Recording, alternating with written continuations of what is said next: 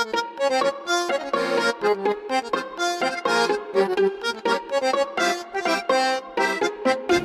we're going to dedicate this class to the immediate recovery of Leah Hadassah bat Michal Chana, Chava bat Michal Chana, Yochevet Rivka bat Michal Chana, and Gedalia David ben Michael Chana, that should have an immediate recovery. They were in an accident.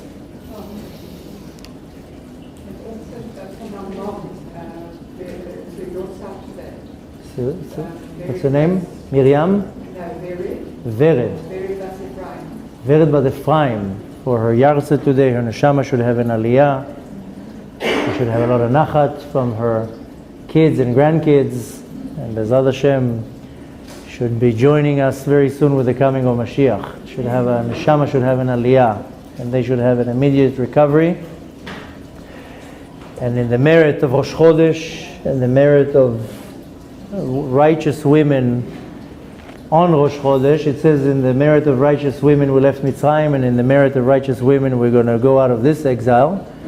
On such an auspicious day like Rosh Chodesh, Bezat Hashem, our prayers will be accepted. So we're in the month of Elul, Rosh Chodesh Elul, and we spoke a little bit about Elul last week. And since we have 30 days to achieve a lot, we really got to focus on really what we got to do. And in most places, you're going to go and hear about Elul. They'll tell you to do tshuva. You did a lot of sins, and we have to concentrate on our tshuva, and that Hashem will forgive us, and for us to get a good, blessed year, which is not far from the reality. We do have to make an account for the last year, what I did, where I went wrong. I need to do tshuva. No doubt, I'm not chas v'shalom disqualifying this way of thinking. Lehefech, it's the month of tshuva. It's the month to really reflect what I did the entire year and how am I coming to the next year. And it's such an auspicious time that Elul is called an Et Ratzon, an auspicious time. There's a lot of rachamim, a lot of mercy from Shamayim, and we have to take advantage of that. And in one way it's even frightening to know that what I'm going to do this month will actually design my next coming year. I have such control of my destiny, or my mazal, for the next year that can be achieved in 1 month of hard work. Now, I really want to touch a different angle today, what we really need to concentrate on in the month of Elul, in order for us to reach the ultimate level.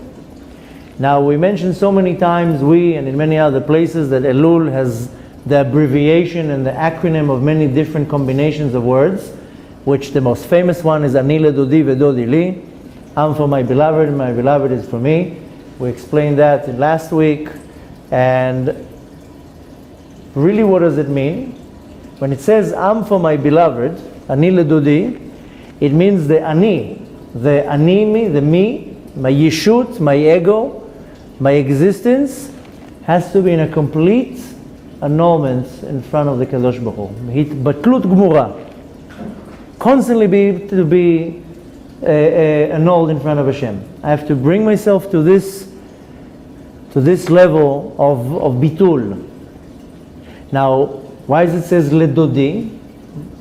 The translation of dodi is dod is an uncle, but dodi, there is different types of loves. One of the loves is called ahavat dodim, and this is a very, very high level love.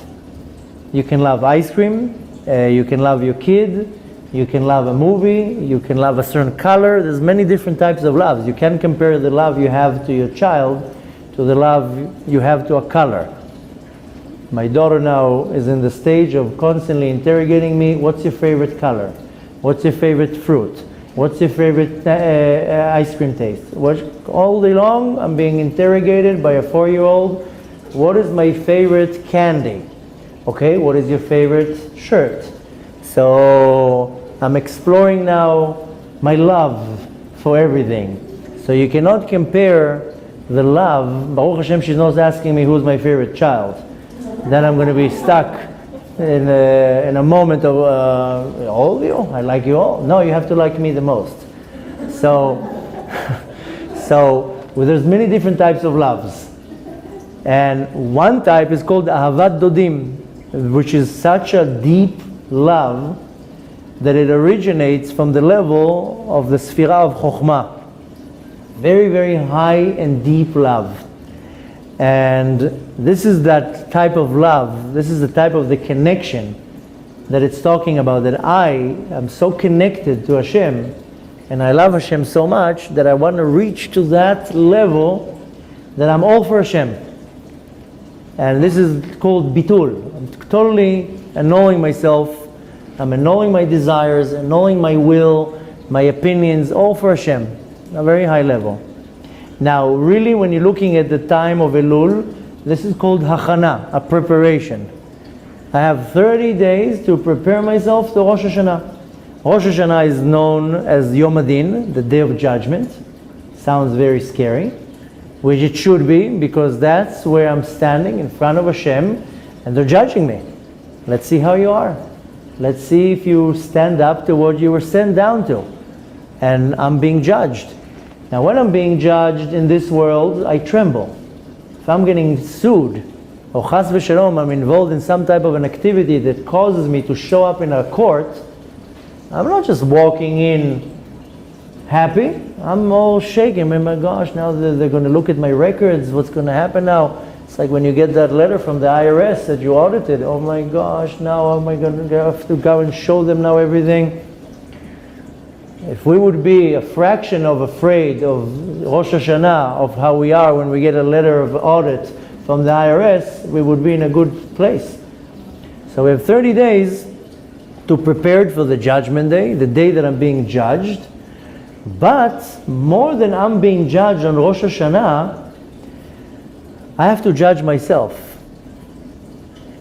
Yes, I am going to be judged on Rosh Hashanah, and I'm probably going to be judged harshly. Every little thing, every thought, every word, every action is going to be out, public records. It is a severe day, it's a serious day, that I come with all my records. I also have a lot of good things, but I also have a lot of bad things, and it's all going to be presented in front of the king, and the king is going to decide where I'm holding. Very simple. Now I have a whole month of preparing for that day, preparing my case, hiring good lawyers by doing tshuva. But more than that, judgment day, besides that I'm being judged, I have to start judging myself. If I know how to judge myself, I will reach the first day of Tishrei in the best way possible. The thing is that we don't know how to judge ourselves. And if somebody will chas v'shalom tell me that I have a problem with anger, I will get upset.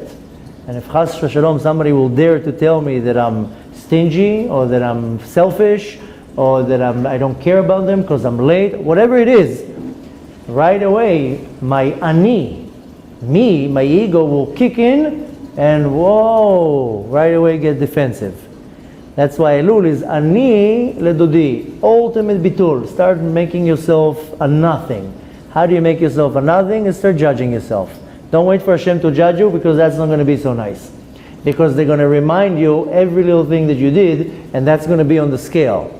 And if you are very confident that you have a lot of good things, good. But I also have a lot of bad things. How many times did I lie? How many times did I cheat? How many times I was not 100% the right way? And so forth. Hashem tells me, Ani ledodi, start working on your ani. Don't worry about how I'm going to judge you. You start judging yourself. Now, Elul is really the preparation for the next coming year. If I can look back now and summarize this year as an unbelievable success, then I'm doing pretty good. And the question is, what do I measure the success? Do I measure the success because I bought a home? Or because I made $100,000? Or because I achieved my goal, I got my degree? Or I measure my success because I was able to overcome my Yetzer Hara, and I was able to achieve my goals that I put last year, Yom Kippur, I was a tzaddik. I'm going to pray 3 times a day in a minyan. I'm going to learn 2 hours. I'm going to do this. This works on one day. One day you're on fire. Then the next day, all the air goes out, suddenly you forgot. It's like my kids, when we have a birthday party, we have a custom at home, we have a birthday party, we eat a lot of treats, we make a party, we dance, we eat, and then the birthday child has to take on himself hachlata, a resolution, depending on their age. So if they're 9 resolutions, 11 hachlatot. And always they're like, I'm going to do this, I'm going to do that. The next day I'm like, what happened to the hachlata? And then 12 hours passed, you already, the resolution went out the window. So when you hyped up on the juice and the ice cream and the party and the presents, it's very easy to make a good decision. Comes Yom Kippur, I'm so hyped up, then I make all these decisions in myself. I'm going to stop being judgmental, I'm going to stop being jealous, I'm going to this, I'm going to that. The next day, back to square one. So really, the resolution that I make, that my success, I should say, should be measured if I actually was able to do what I wanted to do.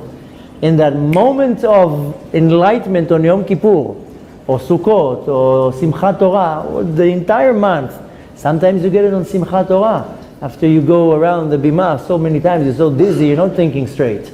Because you're already going so much, and so suddenly you become so nice. So, doesn't matter when it kicks in, but my success, if I have to look back now on my entire year, how do I measure my success? Not if I made money, not if I achieved my goal, if I was able to achieve what I wanted to do in the month of the Tishrei, that I said I'm going to do this and that. So Elul is a real auspicious time to do my self observance, what's called cheshbon nefesh, really to make an assessment in me. Where am I really holding? Let's put everything aside now. Let me close myself in a closed room where nobody really knows me, and let me see if I really achieved what I wanted to. Did I go one step up, or am I at the same level what I was last year? And again, my success is how much I was able to grow spiritually this year. And if I was able to make money or not, or to get into the school that I want to get in or not, or buy the house or not, that's not my success. That depends on Hashem. If I'm going to buy a house, it depends on Hashem. If I'm going to make money, that only depends on Hashem. Of course, I have to do an effort. It's not that I'm going to sit at home and the money will just come. But my success is measured, what did I achieve spiritually? And the month of Elul, I have to reflect, I have to do what's called cheshbon nefesh, that I really look in myself, I remove my ego, because if I have an ego in that meeting, the ego will tell me, you are amazing. Look at you. You are unbelievable. You are number one here. But that's my ego is going to tell me. My ego is not going to tell me, listen, I'm sorry to tell you, you missed 40 times the minyan, you didn't do this, you didn't do that. My ego is not going to tell me where I failed. So Elul is the time to really look inside and to do what's called cheshbon nefesh, and to really see and differentiate between what's the truth and what's not the truth. Because it all boils down to the truth.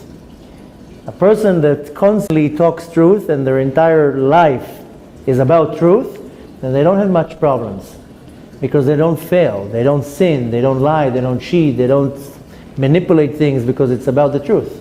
And this is the truth. I'm very sorry. You don't like the truth, that's your problem, but that's the truth. So I have to take this month to really realize what's the truth in my life. Is what I'm doing really the truth? Am I really doing what I'm supposed to do, or am I lying to myself? It's very easy to lie to myself and give myself discounts. Now, not only that, is finding out the truth is what am I building for the next year? I'm holding here now. What am I looking forward to the next year? I'm not talking in the physical world. The physical world is very good to make plans. It's very good to have goals. But we're concentrating now just on the spiritual level. Where do I want to be next year? Do I want to be in this level? I want to be higher level? So this all boils down in this month. And this month, every day I can achieve something. I really have to take advantage of every day of this month. 30 days, 29 days of Elul and 1 day of today, Lamed of Av. I have to take advantage of that. We're already, what's the time now? 1, we're already 13 hours into the day already. So I didn't waste 13 hours because I'm here already for a couple hours But every hour and every moment of the day, and every day has to be, I have to achieve something. Now, the reason why I want to take advantage of every moment of this day, because this month possesses the ability, the power to do it. Sometimes it's hard. Try to do tshuva on a different month is not going to be so easy. The month of Elul, half of the obstacles are being removed. Half of the things that stop me, I just moved away. Hashem says, I'm going to give you a real easy start. Like you make a race with somebody and you tell him, you start, I'll start 3 seconds later. So Hashem is now telling us we have a 30-day, I'm giving you a discount. It's very easy now. And this month has all the potential, the power and the potential, which means if I make a switch in my mind, I have to make the switch in my mind. The rest is up to the Kadosh Baruch Hu. Our sages say, Habali taher mesayin oto. The person that comes to get clean, they help him from above. Aval habali tameh, a person wants to put himself in a place of a sin or a bad place, they'll help him. They'll open a gate for him. Potchim lo sha'ar. So Hashem says, I only need you to want to do tshuva. I'll help you. I'll make it very easy. I'll make sure that anyone that you owe money to will show up. That you can be like, oh my gosh, I owe him money. I can't believe it. And any person that you hurt will suddenly show up. So you'll be like, oh my gosh, I owe you an apology. So Hashem will help you. So we have to reach to the core of this month. Now, really, what do we do on Rosh Hashanah? We crown Hashem. We make Hashem our king. Hashem says on Rosh Hashanah, I'm out, I'm leaving. For 24 hours, Hashem is not in the world. The world is running on air. And it depends on how much we want to crown Hashem. And then we crown Him, we make Him our king, and then He comes back to the world. So really, the preparation of the month of Elul is how am I crowning Hashem? What does it mean that I'm crowning Hashem? Even though it says En melech belo am, there's no king with no nation. Hashem wanted to be a king, so He had to create a nation. You can't be a king if you don't have anything. I can't come and say, okay, I'm deciding to be now the king of this mountain. If I don't have somebody that's going to be my nation, who am I going to be king over? So it's true that En melech belo am, there's no king with no nation, but when I'm crowning Hashem, basically what I'm doing is that I'm making Hashem rule over me. Right now, in my limited life, the Yetzer Hara rules over me. I have many different forces that rule me. I want only Hashem to rule me. Because Hashem is a very kind king. He gives me everything that I need. If I say, listen, I don't want you to be my king, I want my Yetzer Hara to be my king, I want my idol worship, whatever I'm worshiping, to be my king, to be my God, then Hashem says, oh, I can't be your king. You have to be your own king. You have to find your own king. So when we're crowning Hashem, is that we're really taking on ourselves the decision that Hashem is going to be my king, that I'm going to be what's called, I'm taking on myself the yoke of the heavens. Mekabel ol malchut shamayim. Whatever Hashem tells me, I'll do. He's my king. Instead of what the Yetzer Hara tells me, you don't have to do that. Now I'm listening to the Yetzer Hara, then my Yetzer Hara is my king. So I have the ability to decide what will be my life in the next year. How good my life will be. Now, people have the mistake that they do it on Rosh Hashanah, but it's true to an extent. You need the preparation.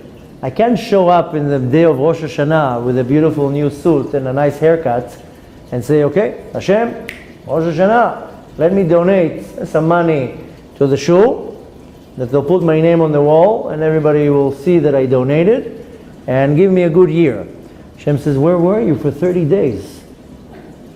30 days I asked you to get your act together. You can walk in, sometimes I'm making it as a joke, and chas v'shalom, I'm not putting anybody down. But usually in Rosh Hashanah, you see everybody with new suits and a haircut. Everybody looks like clean. Wow, you look amazing. Yeah, but where were you 30 days now? Were you really doing tshuva? So I can actually design or lay out or form how my next year will be. If I'll have a lot of parnasah, if my parnasah will be easy. Sometimes I can have a lot of money, but it comes very hard. If I have good relationships with my family, if I'll have a good communication with my family, if I'll have good communication with other people, if my Avodat Hashem will be easy, not be easy. I can still do the same mitzvah with a big Yetzer Hara or without a Yetzer Hara. So I design my year according to how I prepare in the month of Elul.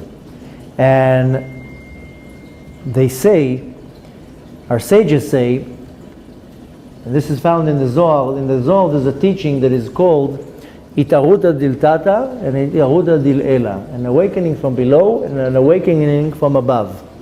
Our sages explain that from above they can't give you anything if you don't make some type of an action. If I want to now give you $1 million, but I have a condition, you need to have a bank account. I'm giving you only a check, not cash. You will run to the bank and you would sleep there if you need to open the bank account, because you know that if you have a bank account, then I'll give you $1 million. Hashem says, I want to give you a lot of things, but you have to make an action in order for me to give it to you. And this action is called a hitorerut, to wake myself up. Hitorerut means to awaken myself, and first has to be what's called itaruta diltata, an awakening from below. If I tell you now, I want to buy you now a Ferrari. Really? Can I get a red one? Yeah, but you need a driver's license. So go get a driver's license. When you show up with a driver's license, I'll get you the car. Promise you. So this is one analogy out of many. But Hashem says, I want to give you something. You have to make an effort. You have to make some type of an action. And this action is called hitorerut. Hitorerut is to wake up. Wake up. That's all I need you to do is wake up. You don't need to do anything else. I'll already do the rest. So our sages teach us, they can't give you nothing from Shamayim if you don't do an action. You want to meet your other half? You want to have parnasah? You want to have health? You want to have God-fearing, Yirat Shamayim? You want so many things. We come on Rosh Hashanah with a list, like this, kacha. We stand with a list. Okay, listen. Section 1. So that's what we do in Rosh Hashanah. We come, I have one paper here. People come with a whole notebook. Listen. So we come with a lot of demands, and Hashem says, no problem. I'll give it to you. But you have to do something. You have to initiate an action, and that action is called hitorerut. Just wake up. And this hitorerut is called hitaruta diltata, that I have to wake up from below. You know what it shows when I wake up? I'm showing goodwill. That's what Hashem says. I don't need you to do much. Just show me goodwill. That's what I always do with my kids. They ask me for many things. Every time that I go on a trip, Abba, I want this, Abba, I want that, get me a this, get me a that. Fine, I'll get you. But I want you to do something. So I make them work, or I make them take on themselves something. And when I see them doing an effort, that's when I say, okay, now I'll get it for you. One of my boys wanted a video camera, another one wanted the MP3. I want this, I want that. Okay, no problem, so do this, so do that. Not that I need to slave my kids, but I want to see if they're willing to put some effort. And when I see one of my kids, this was last trip, I told you, he wanted a video camera. He knew how to pull my sleeve every 2 hours. No, did you get it? No, did you buy it? You have it already? But I said, listen, I want you to do A, B, and C. And when I see an effort, that's what's going to decide if I want to buy it for you or not. The second that I saw him putting an effort, that's it. It convinced me, because I saw the will. And when you wake up from below, so to say, we show Hashem, here, I have the will to do something. Whether I'll succeed or not, that's up to Hashem. Hashem first says, just do something and show me you have a good will. So we have to wake up to want to do some type of an action. That's the point of the month of Elul, is that I have to just wake up. And just wake myself up and to initiate some type of an action. And like I said before, haba l'taher mesayin oto. You just have to come. That's why it says haba. Haba means the one who comes to get clean, to get purified, to get pure. Then we do the rest. But first come. I can't help you if you didn't come. So Hashem says, I don't need you to do much. I just need you to come.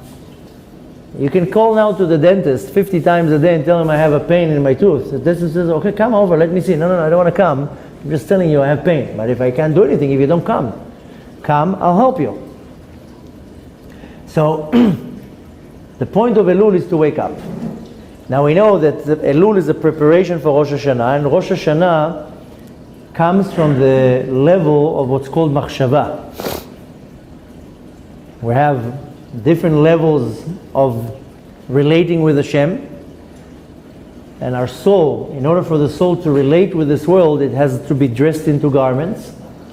We know of three major garments, which are thought, speech, and action: machshava, dibur, v'maaseh.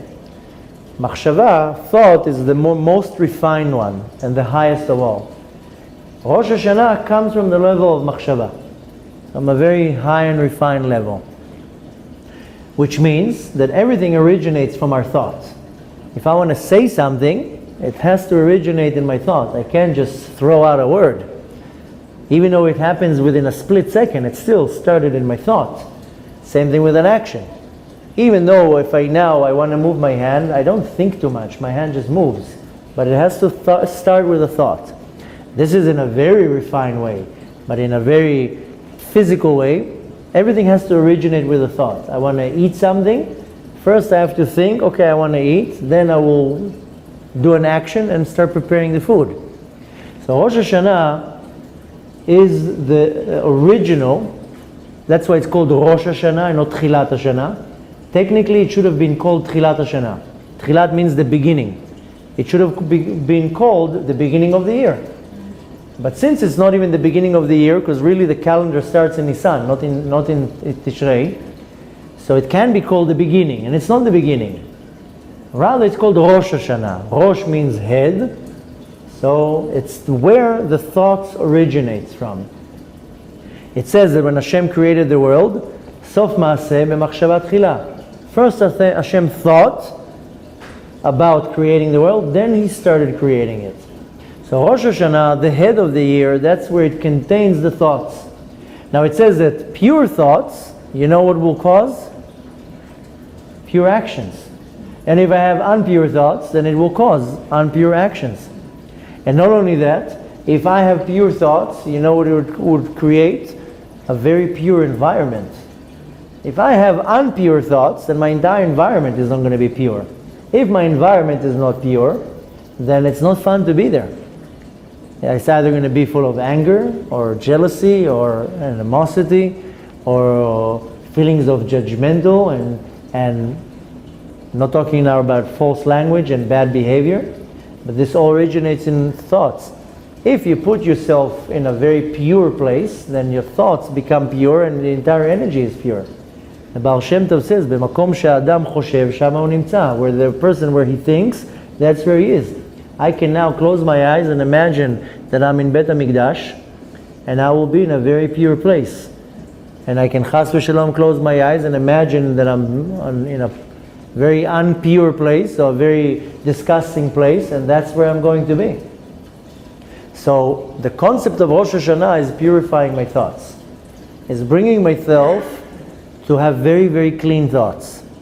That when my thoughts are clean, my entire environment is clean. Everything around me is clean and pure. And if you look around you, you can kind of say, okay, sometimes my environment is not so clean. When I'm hanging out with that friend, we talk about Lashon Hara. When I'm hanging out with that friend, we're only talking bad about that other person. And even when I'm with myself, how many times do I look at other people and I develop anger, or jealousy, or Lashon Hara, or I judge them the wrong way? That means that my thoughts are not coming from a pure place. If my thoughts will come from a pure place, I will judge that person favorably. If my thought will come from a pure place, then I will not be jealous of that person. I won't feel that that person is an enemy or is doing something against me. So it depends on the thought. Now, when is the time that I'm not really using my thought in an awareness? Is when I sleep. Even though, while I sleep, my thoughts are still running in my mind. I'm just not aware of that. But our thoughts are running in our mind 24/7. They don't stop for 1 second. Sometimes I'm aware of my thoughts, sometimes I'm not. If you're now hanging out with a a bunch of friends, and you're talking and laughing, and there's a lot of action going on. You're walking through a street like you're going to have here in a few hours, 10,000 people for the festival. You don't concentrate on your thoughts because your mind is being stimulated by too many things. So you don't concentrate on your thoughts. Go now to Vegas, to a casino. There's too many flashing lights. There's a reason why there's flashing lights. And there's a reason why there's all these noise. Ding, ding, ding, ding. You get distracted. So you're not thinking straight. You're not thinking, oh my gosh, I just bet my rent money. If you would have your senses, you wouldn't go there even. Because what are the odds? What are the odds I'm going to go in there and make some money? Very slim. So the system, how a casino works, is distraction. Too many lights flickering, too many. I was in Vegas. I never bet. I'm so cheap that I will never bet. So, no, I'm joking. I just want to make you laugh. I'm not cheap. I'm smart. I'm not going to give my money to a machine. That's it. I will spend my money. I'm a Libra. I like a lot of indulgence. I will go and get a massage and go to a casino. At least if I spend my money, let me enjoy it. So, anyways, we're not going to talk about that yet, Serara. But the point is that the casino is the concept of a distraction. It takes you to a completely different place, where again, not the best of places to hang out. In the secular world, young people, they want to go to like a party or the beach to meet the other gender. Hopefully it's the other gender. But sometimes you will go to a place and there's too much options, you don't know what to look at. When I was single, Baruch Hashem, it wasn't for long. And it wasn't for long because I didn't go to all the single events. When you go to single events, it distracts you. She's cute, she's nice, she's pretty, she's rich, she's this. Oh, too many options, I don't know what to choose now. That's why when you go, if you notice, when you go to car dealers, they don't have too many colors on the lot. Go to like a normal car dealer, they'll have different types, but not a lot of colors. They're all going to be the same colors and put on one red. They're all going to be silver, gold, and bronze, and one blue. They know what they're doing. If they're going to put now too many colors, you're not going to know what you want. You're going to get out. You say it's too much. I don't know how to make a decision, and you walk out. So the smart car dealers, if you go to a car dealer, you'll see that all the cars in the front are the same color, and the different colors. One is over there, one is over there, not to confuse you. And the smart dealers, they don't put them together that will cause you to be confused. So this is the art of distraction. If you know how to distract somebody, they don't know what to focus on. So a casino distracts you. So we are so stimulated with so many things, it distracts our thoughts. That's why if you want to pray real hard, you're not going to pray in the middle of the street. You can't. It's too much distractions. The other day, my wife and me, we went to Meron. And we both felt it's a very holy place, and both agreed. It's hard really to concentrate there. People are pushing you everywhere, and besides, going in the middle of the day, Ben Azmanim, thousands of people. I told my wife, I go there when it's 2 o'clock in the morning, in the middle of the night, it's quiet. Then I can concentrate. So as holy as the place is, it's hard to really connect. So we went to a completely different grave. If you know on the route between Tzfat to Meron, there's a grave of Rabbi Yehuda Bar Ilai. I highly suggest to go there. It's empty. First of all, he's such a tzaddik. His entire life was all for Ahavat Israel and truth, being truthful. And there is actually a Kabbalah from the Ari and the Ben Ishchai, and that anyone who went there, and you do 7 rounds around the building, and you read Mizmor LeDavid and Nana Bekoach, and anyone who went there with a serious thing that they needed, Yeshua, they needed help, and these zakafot, they got help. It's a very, very special grave to go. You go in a cave, all the way down. It's unbelievable. Long story short, so we went there. When we went there was 2 buses that just arrived. I told my wife, let's wait 15 minutes. Let them all go. Then they're all gone, we were just the two of us by ourselves. So we went down into the cave for a few minutes, then out we went and did the akafot. Quiet. Your mind is not distracted. Then you can really pray. So when our thoughts are being constantly distracted, I have a cell phone that rings every 3/4 of a second, that does ding ding. So I constantly get distracted. That's why I constantly say with the smartphones, there's nothing wrong with having a smartphone. But when it's constantly on you, so every buzz, it moves you. That's a distraction. And buzz is when you put it on silence, like you think like as if it's not going to go ding ding, then it's not going to be such of a distraction. But then the table shakes. So the other day we were sitting and I'm hearing this sound. And I'm like, what's this sound? And my kids are like, what? I'm like, something is moving. And then we found out one of the phones were on silent. I was like, its sound is annoying. It's like this. So we have this distraction, and then we have so many other distractions: phones, emails, text message, WhatsApp, this, and our life is full of distractions. So we're not concentrating on our thoughts. That's why the smart people, they meditate. There are many forms of meditation. I'm not talking about sitting in a position on the floor and going like this with your fingers and making all sorts of sounds. I'm talking about meditating, doing hitbodedut, doing hitbonenut. There are many forms of meditations. The point is that I want to focus on my thoughts. Now, our thoughts running in our mind 24/7, they don't stop for 1 second. That's the reality. But when I'm sleeping, I'm not concentrating on my thoughts. I'm not thinking of what I have to do tomorrow. During the day, I'm like, okay, tomorrow I have to do this, I have to do that. I'm thinking constantly. When I'm sleeping, I'm not thinking of anything. I'm just laying there flat on the bed, half dead. My thoughts are running in the background, but they're processing what they're supposed to process. They're not overwhelmed with different overwhelming thoughts. So when I'm sleeping, I'm considered what's called yashen. I'm numb. And usually what happens when I sleep is I dream. Now, sometimes I wake up from the dream and I'm back to my reality, but sometimes, they say about people in our life that they're living in dreams. Half of the people in this world, they're living in a dream, because what they're thinking of will never happen. And they know that. They're just living in some type of a dream. That I'm going to be able to do this and that, or I'm going to be able to achieve that, and what drives them is a dream that will never happen.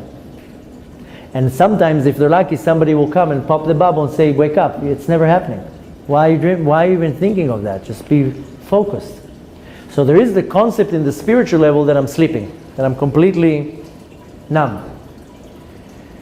Now to sidetrack for a second, this month of Elul it's characterized by the concept of slichot, of asking forgiveness, of reading the slichot. Like I mentioned before, some people read slichot from the entire month of Elul, some people read the last week, there's different customs. But what characterizes the month of Elul is the concept of slichot, asking for forgiveness. And the thing is that we, in the spiritual level, sometimes we reach to a level that I'm numb, that I'm sleeping. I can be functioning, but spiritually I'm completely sleeping. It's meaning nothing's being developed. I wake up in the morning like a robot, I wash my hands, I say the morning prayers, I put my yarmulke, I'll put my tzitzit, I'll go to pray like a robot, I say Baruch Hashem, somebody asks me how are you, Baruch Hashem, I'll put something in my mouth, Shakon Yam Bidvaro, but I'm doing it like when I'm sleeping, my body still breathes. I inhale, exhale, my body will digest food when I'm sleeping, my body grows, it rejuvenates. Spiritually, nothing happens. I can be numb, I can be sleeping. The point is that I need to wake up. Usually what happens in the month of Tishrei, I do wake up, I have a lot of awakening. And then the month starts going by and I deteriorate. And by the time comes Tammuz, Av and Elul, I'm already deflated. Now, the Zohar explains that the moon has two motions. Now everybody's all excited from the eclipse and everybody's all hyped up by the moon. The Zohar explained that the moon has two motions. The first motion of the moon is how it was when in the beginning of creation, when Hashem created the world, on the fourth day of creation, Hashem created the moon and the sun. And He created them equally in size and equally in power. But then the moon said, wait, two kings cannot share a crown. So Hashem says, no problem, I'll make you smaller. You have an ego, I'll crush you. I'll make you small. But the first option of the moon is how it was originally, in the size of the sun, illuminating like the sun, and it was equal to the sun. The second version is when the moon is smaller than the sun and it's receiving from the sun. It's only in the form of receiving. Right now, the light of the moon doesn't produce light. The moon shines light because the sun is shining on the moon. It has nothing of itself. Now, when the Zohar explains that the moon has these two options, it hints that in our heart we have two options, two systems, so to say, like the moon. Sometimes when my heart has an ego, it's all pumped up, and like the moon was originally. But sometimes is when my heart is in a receptive way. It will receive, it will take. Then sometimes it won't, sometimes it will. Now, what happens at the time, the second time when the moon was diminished, then it formed darkness. Because originally the moon was shining light. It says, if you look in the book of Genesis in Bereshit, when Hashem created the world, He created the two luminaries, Shtei Meorot Gdolim, two balls that are lighting up. But now we know, physically even, the moon is not shining anything. It doesn't have its own light. So when the moon was diminished, what happened? It created darkness. That's it. Instead of shining like the sun or how it was, now it created darkness. It brought darkness into the world. This is called, in the teachings of Kabbalah, the state of sleeping. Darkness means sleeping. So when the moon is now diminished, it's in a state of sleeping. Now, why do I actually say slichot? Why do I have to say forgiveness? By my action I hurt Hashem. If I didn't wake up in the morning and pray in a minyan, Hashem is upset now. If I stole now, did I took something from Hashem? Did I diminish from Him anything? I don't hurt Hashem. I can be the biggest tzaddik and I can be the biggest wicked person. I don't affect Hashem in any way. Nothing that I do will affect Hashem, for the good or for the bad. So why do I have to ask forgiveness from Him? Because I didn't listen to Him. Sometimes my kid will do something and I will tell, why did you do this and that? I'm sorry. I didn't ask you to be sorry. I didn't ask you if you're sorry or not. I asked you, why did you do this?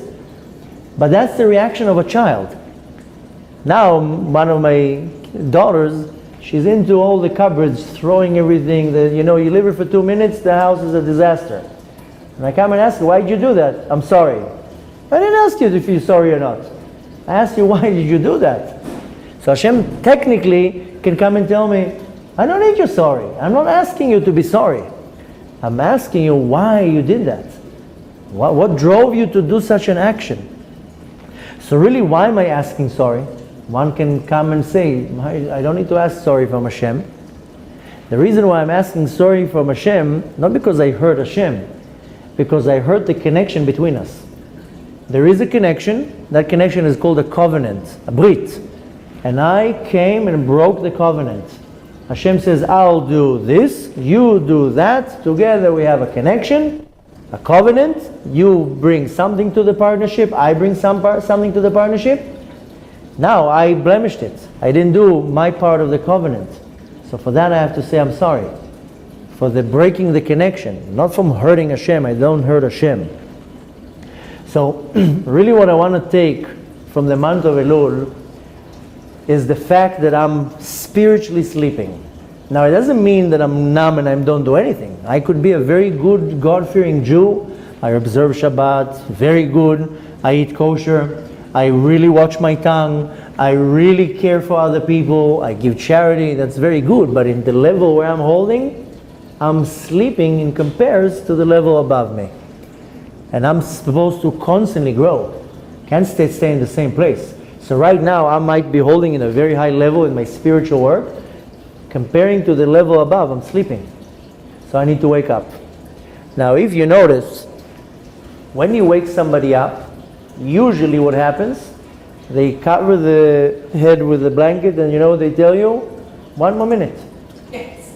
I only need 1 more minute. Really? 1 minute is going to make a difference. 1 minute. Now I'm saying that because I used to say that when I was a kid. I used to tell my mom, 1 minute. And she would laugh, and I never understood why she laughs. What? 1 minute? You slept for 12 hours? 1 minute is going to make the difference? So you wake up somebody, so I'm up in a few minutes. Nowadays it's different. You just hit the snooze button. And in your mind, subconsciously, you know, oh, I have another 5 minutes. Like as if that 5 minutes is going to make much of a difference. It's not. It's just the fact that I don't want to move from the stage of sleeping to a stage of being up. Now, the proof that it's all false, if you are going on a trip, you wake up at 4 in the morning. My kids, Baruch Hashem, they're great kids, but one of them is a little bit lazy when it comes to waking up to school. And it's a little bit hard to get him out of bed. There's a lot of negotiation going on. And sometimes physically pulling him out of bed. Comes the trip, the class trip. Where is he? Oh, he left? He's not even here. He's first in line. So, and again, I'm not saying Chas v'Shalom anything bad about my son. That's how I was. And that's how we all are. If there's nothing so exciting to wake up, give me another 5 minutes.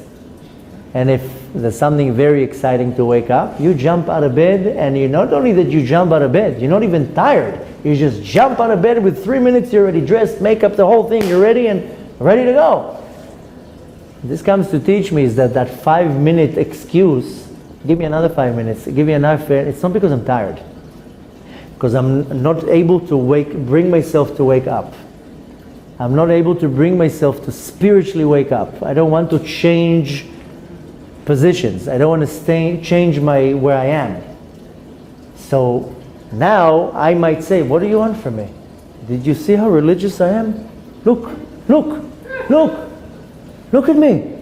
You want me to be more? What can be more from this?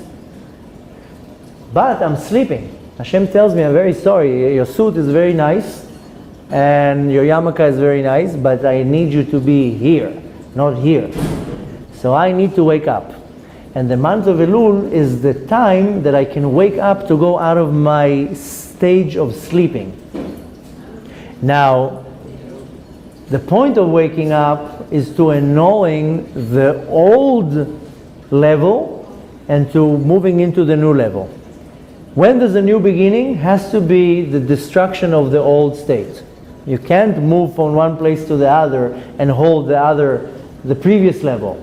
You buy a new car, you give off the old car, and you give it very happy. You gladly give away the old car. It's already old, it's already full of dents, it's not so fancy like the new one. So, you know, when I lived in America, it's very common there, you lease cars. It's cheap, and every 3 years, you get a brand new car. And for a couple $100, you have a brand new car. And you don't have to sell the car, worry about the depression of the car, mileage. Here's the car, take it, give me the new one. So it's very easy to give over the old and to go into the new. But when it comes to the physical, in the spiritual, we hold on to where we are from uncertainty or whatever it is, but we have some type of a fear that if I let go from the old state, I'm not going to be able to climb to the next level. And really that's the month of Elul, is that connection between the old and the new that allows me to say, okay, what I achieved in that previous year is good. Now I'm going to a new year. I'm going to a new level. I have to achieve new levels. I have to wake up from my sleeping mode where I am to grow to the next level. So if I learn now an hour a day Torah, then next year I have to learn an hour and a half Torah. And if I pray once a day, then next year I have to pray twice a day. I'm talking about you, not men. And whatever, I want to see where I am and to grow. Now one might say, listen, in my mitzvot, I'm almost till the top. And first of all, that's not true. You never reach to the top. There's always where to grow. But even in my own self-work, I can still work on my midot, being less jealous, less judgmental, less angry, less depressed, and so forth. So I have to go out of my old state into the new state, basically waking up. Now the thing is that if you see that you are still depressed, or worried, or looking for arguments, or fights, you didn't go out, it means you really didn't ascend to the higher level. If you look back retroactively, you'll see that if you're seeing, okay, from 1 year to another, if nothing really changed, it means that I didn't really wake up. If I have no desire to fight with anybody, no desire to gossip about anybody, no desire to lie or to cheat, then I know, oh, I went one level up. So, to summarize it, the month of Elul is the month of when I need to wake up. And the waking up is acknowledging the truth. Where am I really holding? But not only that, it's preparing the material for the next year. If I want to build a house, I have to prepare materials. I have to buy cement and bricks, and I have to buy all the materials. I didn't build anything yet. I just bought the materials. And then it's sitting outside, all my bricks, all the materials that I need to build it, and then I will start building it. So Elul is the time when I wake up, when I have to wake myself up and say, I don't need another 5 minutes. I need to change the level of sleeping. And I need to emphasize the midat emet, the midah, the attribute of truth. So I'll be able to say, okay, really, let's cut to the chase. What do I need to change here? Doesn't matter how religious I am now. I'm not talking to people who are not religious. I'm talking to everybody in their level. Nobody can come and say, oh, I reached the level of perfection. I'm almost in the level of Rabbi Shimon Bar Yochai. Almost. So I'm not even close to that. So there's a lot for me to work on. And if you are really humble, ani ledodi, I humble myself, that's when I can see, you know, I'm not really praying how I should. I'm not really praying. I'm not really giving charity as I should. I'm not really putting my entire energy into my Avodat Hashem. So I need to find a way how to wake up and to prepare the material for the next coming year. And when I'm able to do that, that's what allows me not to necessarily be blessed with a good, auspicious year. It's to be blessed to be able to wake up from the level that I was so I can achieve it myself. And Hashem says, you don't have to do much. You just show me the will. You just show me the desire that you want to change. I'll help you. You just prove it to me. When do you prove it? In the month of Elul. If I want to change in regards to praying, if I don't pray every day, or if I don't pray enough every day, if it's a man, then in the month of Elul, if I'll make an effort of every day showing Hashem, here, I'm praying every day. It's hard for me. Then the next year, Hashem is going to make me very easily approaching my prayers. If I have a problem with being very judgmental, and this month I'm going to be like, okay, I'm not going to judge that person. Like we said now with the cup. We're not going to judge them. They made a mistake. They took it. They didn't intend to steal it. So when we work on ourselves, I'll work on myself the entire month of not being jealous, not being judgmental, not to lose my anger. The next coming year, Hashem will already help me with that. Then I'll see that the entire year, I'm actually, wow, I changed. But I have to put the effort for 30 days. I can't put the effort for 3 days and wake up in the 29th day of Elul. I have to apply it now. I have to be truthful. Today is a very crucial and critical day. I have to make a list. What do I need to really work on? And you have to be 100% humble, so only truth will come up to that paper. And to say, I lie, I cheat, I'm this, I'm that, I don't pray, I don't give charity, I don't do the mitzvot with all my heart. Whatever it is, be truthful. Fill up a page and then say, okay, now what do I need to work on? And I'm going to make a real big effort for the next 30 days. And if I will come, Hashem is going to say, I'll help you. I'll make it easy for you. I'll make it easy for you in the month of Elul, and I'll make it easy for you for the rest of the next year. And it means that the next year you're going to be waking up to a completely different level. And I want to work on myself in such a way that when comes Rosh Hashanah, my thoughts are pure thoughts. That's why Hashem says that the 30 days of Elul I have to work between me and another person. Ben Adam lechavero. When my thoughts are pure, then Rosh Hashanah, that contains all these thoughts, then the entire year is going to be clean and pure. So we have a lot to do. It's a very auspicious time. It's not a month that I want to waste it on the clays mill, even though it's going to be very interesting. Baruch Hashem, I'm flying out today, not to see the mess. But I want to concentrate on what can I achieve this month. And I can achieve a lot because now I have a 90% coupon. I don't have to work so hard. Hashem says, I'm giving you 90% off. 30 days where I'm removing all the barriers. All the 13 attributes of mercy are shining. Just do an effort. Just show me your will. Show me that you want, I'll do the rest. Like I told my son, he wanted an expensive video camera. I told him, just show me a little bit. I'll buy the rest. I have no problem in buying you the camera. Just show me effort, show me the desire, show me that you want to, and I will complete the rest. As Ad Hashem, we should really put our efforts and show the Kadosh Baruch Hu how much we want Mashiach. And not just to say it, to actually think it and to internalize it, that we really want the redemption to happen. As Ad Hashem, if we really show Hashem how much we want it, because I don't think we're really convincing Hashem here, that we really want the Geulah. So the way to convince Hashem that we want the redemption is to treat other people like I treat myself. If we show Hashem, okay, let's be nice to each other, let's accept each other, let's love each other, then Hashem says, oh, now you convinced me. So let's convince Hashem. We have 30 days, and Bezal Hashem, these 30 days are going to turn into an auspicious time for us to reach to our essence, to do tshuva, and to be merited to have a beautiful, beautiful, successful, happy, healthy year. And Bezal Hashem, it should be the year of revelation of Mashiach. And Bezal Hashem should have a beautiful, beautiful, successful month.